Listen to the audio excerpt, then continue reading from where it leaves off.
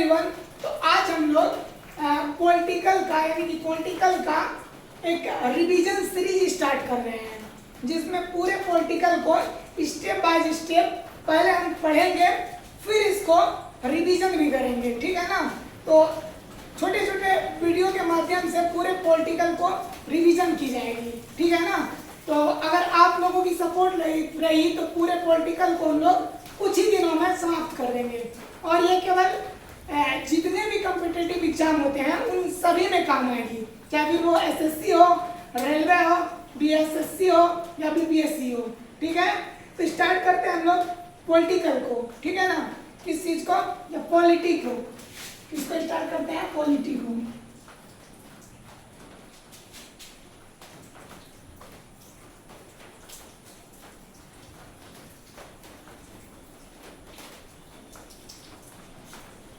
Polity की अगर बात किया जाए तो हमारे जो भारत की संविधान है ये मुख्य रूप से जो डेवलप्ड हुई है इसको दो तरह से पढ़ा जाता है। मतलब भारत की जो संविधान डेवलप्ड हुई है इसमें दो लोगों ने महत्वपूर्ण भूमिका निभाई है। एक जो है वो क्राउन निभाई है और दूसरा जो है वो कंपनियां, यानी कि भारत में जो शासन चला है ये पहले तो भारत के जो कंपनी थे उसने चलाया और बाद में क्राउन ने चलाया, यानी कि संविधान का जो विकास हुआ है वो दो चरणों में हुआ है। पहला है कंपनी के अधीन और दूसरा है क्राउन के अधीन। पहला है किसके अधीन? कंपनी के अधीन, और दूसरा है क्राउन के अधीन, ठीक है ना। तो हम यहाँ लिखते हैं संविधान का विकास। किसका? तो संविधान का विकास। संविधान का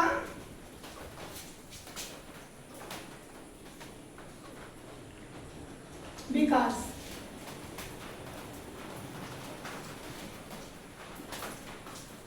संविधान का विकास हुआ है वो मुख्य रूप से दो चरणों में हुआ है। पहला जो है वो है 1773 से 1857 तक। ये जो था इस समय कंपनी के हाथों में सत्ता थी, ठीक। और फिर 1858 से 1947 तक इस समय जो क्राउन थी उनके हाथों में सत्ता थी, और इस दोनों के मुख्य रूप से इस दोनों ने संविधान के विकास में काफी महत्वपूर्ण भूमिका निभाई। समय समय पे कई सारे राजलेख जारी हुए जिसके माध्यम से हमारे संविधान का विकास हुआ, ठीक है। तो अब हम लोग देखते हैं कि सबसे पहले कि संविधान जो बना, या सबसे पहले देखते हैं हम लोग कंपनी के अधीन शासन। तो क्या बताया हम लोग कि 1773 से 1857 तक जो था ये कंपनी के अधीन शासन था, जबकि 1858 से 1947 तक क्राउन के अधीन शासन था, ठीक है। तो अब हम लोग देखते हैं सबसे पहले किसके अधीन शासन? तो कंपनी के अधीन शासन। चलिए यहीं पे हम लिखते हैं कंपनी के अधीन शासन। कंपनी के अधीन शासन की अगर बात किया जाए तो ये कब से कब तक था? तो हमने बताया 1773 से 1857 तक था, ठीक है। तो 1773 से 1857 तक कंपनी के अधीन शासन रही, ठीक है। अब अगर हम बात करें कंपनी की तो 1600 ईस्वी में, कब? तो 1600 ईस्वी में एक राजलेख जारी किया गया। क्या जारी किया गया? तो एक राजलेख जारी किया गया, और इसके तहत ये कहा गया था कि जो ब्रिटिश के लोग हैं वो क्या कर सकते हैं? तो पूर्वी देशों में व्यापार कर सकते हैं। और इस समय जो यहाँ की महारानी थी वो एलिजाबेथ थी 1600 में, ठीक है ना। और 31 दिसंबर 1600 ईस्वी को लंदन में एक कंपनी की स्थापना होता है। कब होता है? तो 31 दिसंबर 1600 को लंदन में एक कंपनी की स्थापना होता है जिसको हम लोग बोलते हैं ईस्ट इंडिया कंपनी। ठीक, और ये कंपनी ईस्ट इंडिया कंपनी बोलते हैं। और एलिजाबेथ जो है इसको अपनी राजलेख के माध्यम से 15 वर्ष के अनुसार क्या करते हैं, तो दूसरे मतलब पूर्वी वाला जो देश है उसमें व्यापार करने की अनुमति देती है। ठीक है, तो सबसे पहले हम लोग देख लेते हैं ईस्ट इंडिया कंपनी की स्थापना। ये कब हुआ था? तो 31 दिसंबर 1600 को हुआ था। ठीक है, और इसमें जो टोटल मेंबर कितने थे? तो 217 मेंबर थे, यानी कि 217 सदस्य था इसमें। ठीक, और इसकी जो आरंभिक पूंजी है वो पूछी जाती है। आरंभिक पूंजी जो था वो था कितना? तो 30,133 पाउंड। 30,133 पाउंड इसकी आरंभिक पूंजी थी। ठीक है, 30,133 पाउंड इसकी आरंभिक पूंजी थी। अब एक बार थोड़ा सा और आगे चलते हैं।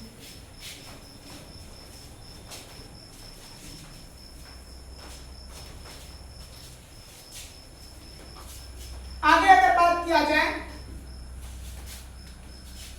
तो सबसे पहले जो कंपनी का पहला फैक्ट्री खुला था वो 1613 ईस्वी में खुला था। कहाँ पे? तो सूरत में। कहाँ पे खुला था? सूरत में। ठीक, और इसी के तहत कुछ प्रेसिडेंसी की भी स्थापना की गई थी। जैसे 3 प्रेसिडेंसी बने थे। एक मुंबई बना था। क्या बना था? मुंबई। इसके बाद दूसरा जो था वो था बंगाल, और तीसरा जो था मद्रास। ठीक, ये जो था ये प्रेसिडेंसी बनी थी। और इसमें जो था इसमें एक होता था गवर्नर, एक होता था डिप्टी गवर्नर, और 24 गो अन्य सदस्य होते थे। 24 गो अन्य सदस्य होते थे, और इसी को मिला के हम लोग कहते थे निर्देशक मंडल। क्या कहते थे? निर्देशक मंडल कहा जाता था। समझ गए यहाँ तक में कोई दिक्कत? तो इसको मिला के हम लोग क्या कहते थे? निर्देशक मंडल कहते थे। और इसी बीच जब 1726 का एक राजलेख जारी किया गया था। उसमें ये कहा गया था कि यहाँ के जो गवर्नर है उनको मुंबई, मद्रास और बंगाल के गवर्नर को कानून बनाने का भी अधिकार दे दिया गया था। ये पूछा जाता है। वैसे इन लोगों के बारे में हम लोग इतिहास में डिटेल से पढ़ेंगे। अभी बस केवल हम बता देते हैं, इंट्रो कर देते हैं। तो कानून बनाने का अधिकार जो दिया गया था ये 1726 के राजलेख के द्वारा दिया गया था। इसके गवर्नर को कानून बनाने का भी अधिकार दे दिया गया था। ठीक, और इसी बीच एक युद्ध होता है जिसको हम लोग कहते हैं पलासी का युद्ध। क्या कहते हैं? बैटल ऑफ पलासी कहते हैं। ध्यान से समझना है, बैटल ऑफ पलासी कहते हैं। ये कब हुआ था? बैटल ऑफ पलासी ये हुआ था 1757 में। ठीक, और इस समय कौन था? इस समय क्लाइव और इधर था सिराजुद्दौला। कौन था? क्लाइव और सिराजुद्दौला था। क्लाइव और सिराजुद्दौला था, जिसमें क्लाइव जो है वो जीतता है और ये सिराजुद्दौला बंगाल का नवाब था वो हार जाता है। और पहला गवर्नर बन के आता है बंगाल का। कौन? तो क्लाइव। कौन आते हैं? रॉबर्ट क्लाइव आते हैं। ठीक है, और रॉबर्ट क्लाइव का शासनकाल जो है ये पूछा जाता है। ये 2 समय के लिए भारत आते हैं। एक 1757 से 60 तक रहता है, फिर ये 1765 से 67 तक रहता है। और 1765 ईस्वी में इसने बंगाल में बंगाल में ये द्वैत शासन लगाते हैं। क्या लगाते हैं? द्वैत शासन लगाते हैं। और जो 1772 में वारेन हेस्टिंग आके इसको समाप्त करते हैं। कौन करते हैं? Warren Hastings. और इस समय काल को 1765 से 72 तक के जो द्वैत शासन के समय काल है, इसी को भारत का लूट कहा जाता है। इन सभी को, इस जितने भी गवर्नर और गवर्नर जनरल वायसराय हुआ, इन सभी को हम लोग डिटेल में इतिहास में पढ़ेंगे। और इसके बाद कई सारे एक्ट आते हैं जो हम दूसरे वीडियो में देखेंगे। और इसी के साथ आज की लेक्चर को समाप्त करते हैं। अगर आप लोगों को पसंद आया तो कृपया इसको शेयर कीजिए और मेरे चैनल को सब्सक्राइब करके हमको सपोर्ट कीजिए।